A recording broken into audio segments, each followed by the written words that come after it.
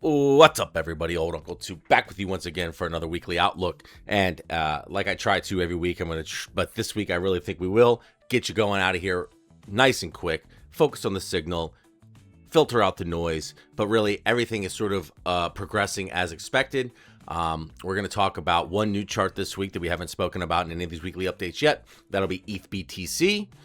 See, there's a lot of activity and discussion around that. I've got a couple ideas, and we'll talk about that sort of on a larger degree. But right now, first, our primary focus every week is the S&P and Bitcoin and what they're going to do that week, and then a couple other charts, right? So this week, we're going to hit ES, we're going to hit Bitcoin, we're going to hit NVIDIA, go back to that. We haven't been there in a bit, and then we'll finish up with ETH BTC. All right, so on the S&P, which of course is our northern star for all risk assets, at least the way that we think about it on a week-to-week basis. Last week, we saw that we had the probable play setting up of a flush based on the growing divergence and grinding of price higher on lower volume, higher price, grinding, lower volume, momentum divergence. It spelled that there would be a flush to test this lower supply range, and it did flush, but not quite how you might expect. And then it needed to go up even higher on and continued divergence on multi-pivot, multi-time frame divergence, say back here, all the way out there. This divergence from this larger, let's call it buying climax of this smaller accumulation range that we're going through to break out of the larger accumulation range, right? Create a bigger divergence on momentum. And then we also saw a bit of a volume spike, which is good because, again, we've talked about how growing volume up out of the larger range is totally fine, but we're going to want to see a pickup at some point.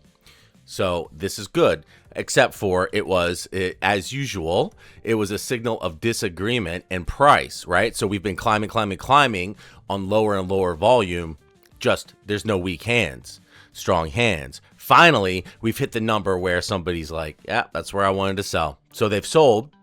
We got the spike in volume, and then we quickly rebounded. These are all very good signs for strong underlying trend, and that the plan remains fully intact, and that basically the whole idea of expectation throughout this little accumulation that we've been talking about now for weeks is playing out perfectly. And if we wanted to throw an Elliott Wave count into this, at this point, I would say that we have a pretty well-formed, forming flat. We'll take it down 1 degree.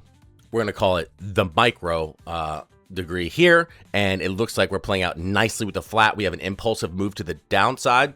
This is probably getting bears a little bit excited, a little bit hot and bothered, which is excellent. It'll be a perfect way for them to get ripped out of the market. This could always fail, but to me, this is still setting up quite ideally. Nothing we have seen here has done anything but confirm what we have been expecting, okay? So we're now testing that supply side. I think that we are due probably for a little bit more downside for the first, let's say, it's hard to say at this time frame, 5 minutes. We got to put in, this started on the 11th. It's now the 14th. Let's say that this next play out could be something like this. It could be a few days, right? Potentially. Could be done by the morning.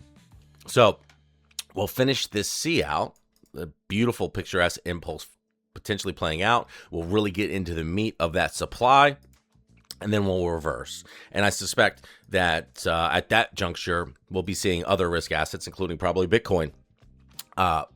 Maybe Bitcoin's been a little bit lagged, so maybe Bitcoin will have a little bit more down in relation time-wise, but we won't focus on that here. Basically, this is signaling that we like what we're seeing, right? We're setting up nicely for the potential Santa rally. Okay, not that we haven't already been seeing what you might call a Santa rally. Okay, so this is perfect. This is looking good. When would we say that this is violated and we're unhappy? If we clearly break through this area that used to be resistance is now support. Of course, we're testing this top area, which the top of what we'll call the supply range. And we're with a supply of buyers in this case. And if we get through, that is when we will think that we have failed. And of course, that will, the final nail in the coffin would be to show a rejection, right? And then we know that this needs to, whether it turns out to have been distribution, which I don't think it would just probably extend the accumulation range. But I'm not seeing that. So we will look and be on the lookout for these things, but just know that the idea of bullish consolidation at the top of the range before breakout is just aces right now. Okay, so let's take a look over here at NVIDIA before we get over to Bitcoin. So NVIDIA, we haven't talked about in a few weeks. The last time we looked at it, we said maybe it was setting up something like this. It's, you know, it's kind of jagged and janky. And I would say that at this juncture, this is no longer playing out as a diagonal, which is fine. I think the overall idea is, again, just like in the S&P, even more secured. And this might line up nicely with the timing of what we're seeing on the S&P, potentially. Wouldn't be surprised because it's such a big component. But instead of being a diagonal, I think objectively you put it into candlestick chart, it's just not really a diagonal at this point. You're not going to be able to draw it with converging trend lines. You're getting out. Basically, you're taking too many graces at that point. So we're going to shift away from calling it a diagonal.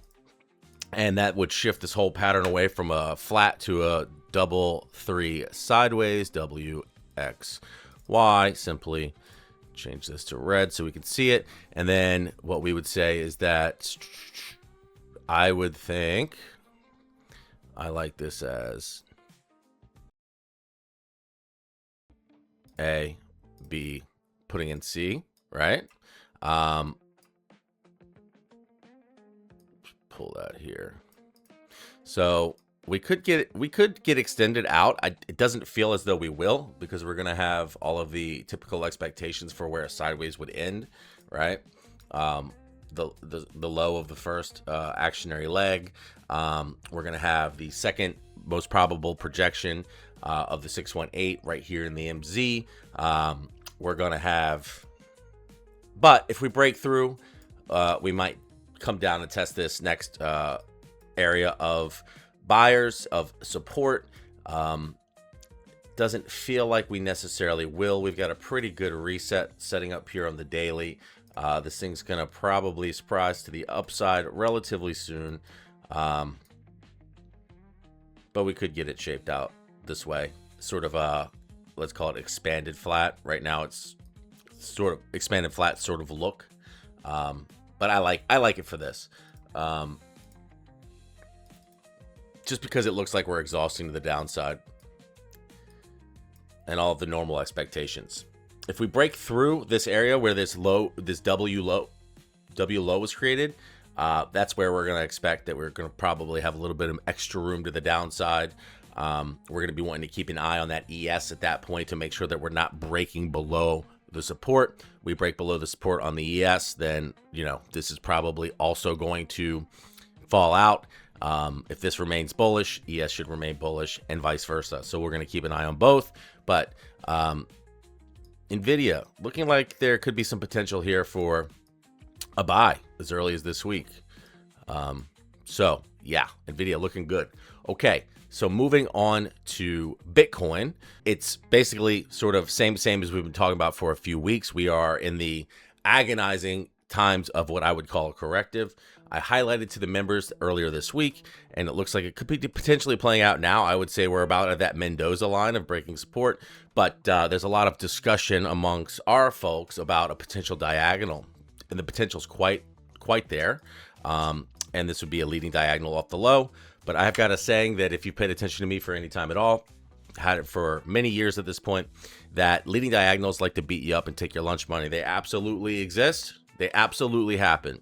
However, in the grand scheme of looking at an infinite number of patterns that I've seen created off lows, almost always when you see something that you think is a leading diagonal, it ends up being corrective. So that fits the overall context of expectation. We have ideas for how this could be corrective in count. Call it WXY. You know, don't need to get into the specifics, but we do see here is that we are breaking what would be the lower side of that diagonal, which in a leading diagonal would have to happen anyway. It's coming up on the 50, the challenge of the 50 high. From that, you're going to want to see reversal quite quick. But as we saw with ES, we haven't been, let's say, extremely linked of late with Bitcoin and the S&P as we have been. So maybe the ES flushing doesn't impact this, but I think that we could be setting up to flush out for the new low, and then we could look to potentially, I see that these labels haven't changed, but I think that there's a decent chance that potentially these labels rotate to this location. We talked about it last week, just based on the magnitude of this wave, that this is more of all of the four kind of deal. And that this next low should be taken seriously as a great opportunity to be a significant low. At least something that would get us back up into the over the six figures range, right? 105-ish, and then, but could very well take us to new all-time highs. So while we are, some of the guys ribbed me, now calling me a bear. While we are bearish for just this particular pattern to break down, once it has broken down, we are very bullish, and that continues to be true. One thing that we aren't as confident about is ETH BTC, and that chart is right here. What we see here on ETH BTC is that I know everybody wants to probably rotate to ETH.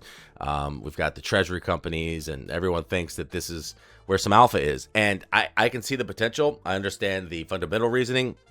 But currently, what we see is that we've completed a three-wave move to the upside, and we have a move off of the high, which can only be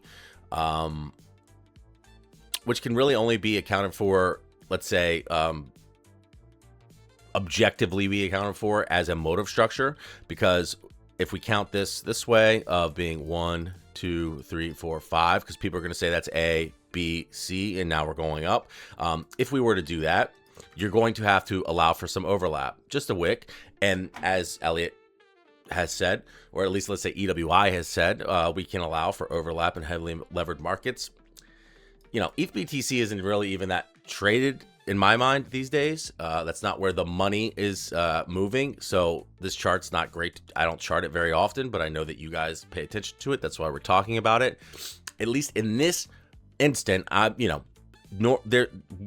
would be happy to allow this, but objectively, we can see how this could easily just be 1, 2, 3, 4, 5, right? And then, so I might be torn on which way to go until I see this current move is anything but motive looking. So unless this were to break to the upside rather soon, this to me is a very nice look for a finished corrective to the upside, meaning that we should probably form some sort of at least C wave down, C or 3 wave down, right? So we have 3 to the high, motive from the high, and I don't think that this chart actually follows the theory that well. We can see there, just like all the charts that don't, let's say, overall contextually follow theory, they do at certain degrees, right? We can see impulsive, we can see impulses and motives and correctives at certain degrees. However, the way that they link together is not necessarily always the same. As you can see here, 3 up. So I don't get caught up in Elliott Wave on these charts in particular, just at the, let's say, obvious levels.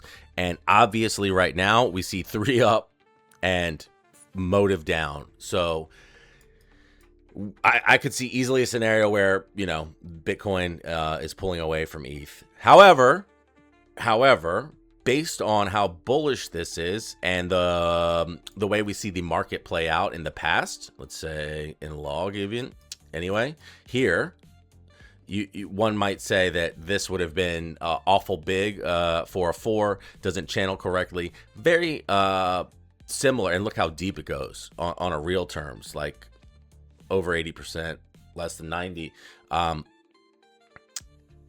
One would say that this doesn't really relate for a wave 4. However, in log, it turned out to, which I think this chart, it deserves log based on the way it moves. But if you take it out of log, see what it did. So we could set up for something like this, that this could still be a wave 4, but it gets quite deep to this side. So That's kind of what I think might happen. I don't know how deep it's going to go. If we were to just say typical expectation would be 1-to-1, draw our base channel.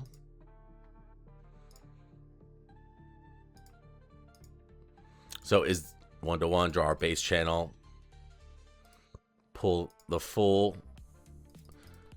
So let's just say maybe to the golden corner pocket, throw prices on this thing, take it to the right. I don't know why it defaults to the left.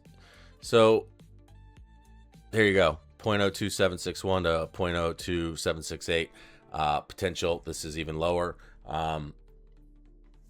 There you go. That's kind of what I think. Unless, now this all changes very quickly if this move from the low that looks like it's setting up as a perfect corrective, however, breaks out of this base channel to the upside. And we'll say that our level of certainty isn't super high in one way or another. I feel it's definitely nicely in favor of the bears, but let's say that we don't really change that to heavily probable until we break out to the downside or break out to the upside, and at which point we could be getting a motive, and this was 1-2-1-2.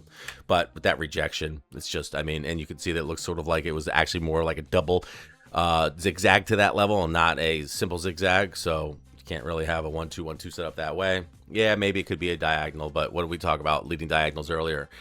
At the moment, I'm not super bullish on ETH against Bitcoin.